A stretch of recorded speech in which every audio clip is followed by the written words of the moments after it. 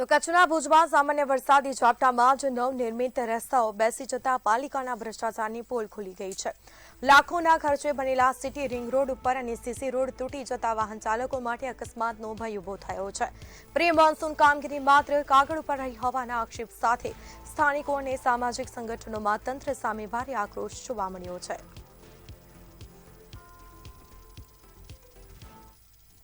હાલ કચ્છની અંદર ચોમાસું સ્ટાર્ટઅપ થયું છે, કહેવાય કે હજી તો કાંઈ વરસાદ પડ્યો જ નથી અને કચ્છના જે રોડ રસ્તા છે, ભુજના જે રોડ રસ્તાઓ છે એ બેસી ગયા છે। ક્યાંક ને ક્યાંક કોન્ટ્રાક્ટરો, ક્યાંક ને ક્યાંક એમના એન્જિનિયરો અને નેતાઓની મિલીભગતથી આ રોડ ખાલી ને ખાલી બિલો બનાવવા માટે બનતા હોય છે, નહીં કે પ્રજાના હિત માટે। ખાલી આ લોકો ખાતમુહૂર્ત કરતા આવડે છે નેતાઓને અને તાયફા કરતા આવડે છે કે જે પણ કોન્ટ્રાક્ટર છે એને સસ્પેન્ડ કરવામાં, બ્લેક લિસ્ટ કરવામાં આવે અને જે તે એન્જિનિયરોએ સાઇન કરી છે, જેના સાઇનથી બિલો બન્યા છે, એ એન્જિનિયરોને પણ કાર્યવાહી કરવામાં આવે અને એને પણ સસ્પેન્ડ કરવામાં આવે।